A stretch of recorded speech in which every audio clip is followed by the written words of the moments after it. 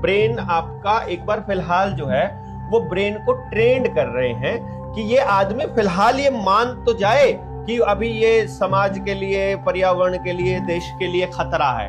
जब आप मान जाओगे तो आपको निपटाना आसान हो जाएगा। इसलिए मुआवजा तो वेस्टेज है। मतलब मैं समझता हूँ मुआवजा लेने वाले लोग तो सबसे बड़े बेवकूफ हैं। वो तो अपनी जमीन को बेच रहे हैं, मतलब अपनी माँ की कीमत लगा रहे हैं। मैं इसको इससे ही मानता हूँ। आपके मोबाइल का जो काम है वो आपकी सारी जानकारी को रियल टाइम में इन सब लोगों को देना है।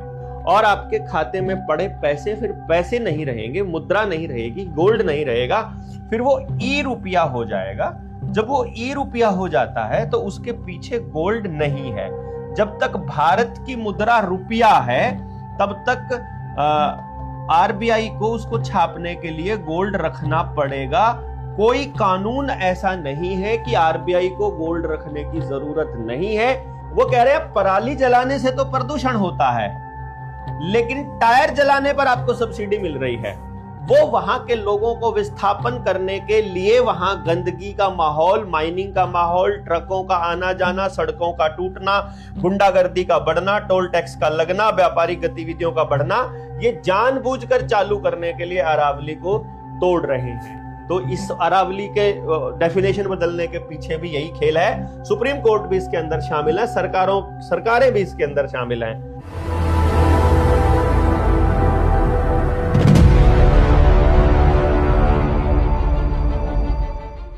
खाली करवाने हैं, आप अपने आप से कर दीजिए। अपने आप से नहीं करेंगे तो ये करवाएंगे। अब खाली कैसे करवाने हैं भाई?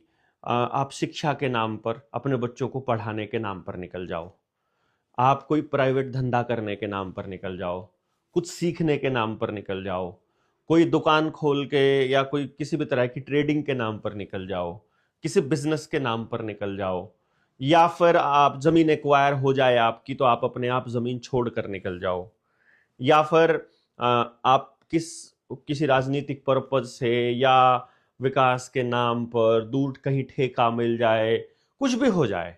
आपके मोबाइल का जो काम है वो आपकी सारी जानकारी को रियल टाइम में इन सब लोगों को देना है। तो वो आपको बता रहा है कि भाई किसका फोन आया है, ये तो वो आपको बता रहा है, किसके मैसेजेस आए हैं, लेकिन वो उनको बता रहा है कि ये बंदा जिसका ये फोन है वो उसके खाते में कितने पैसे पड़े हैं, उसने किस किस से लोन लिया हुआ है, कितनी जमीन अभी इसके नाम बची है, इसका घर कहां कहां है।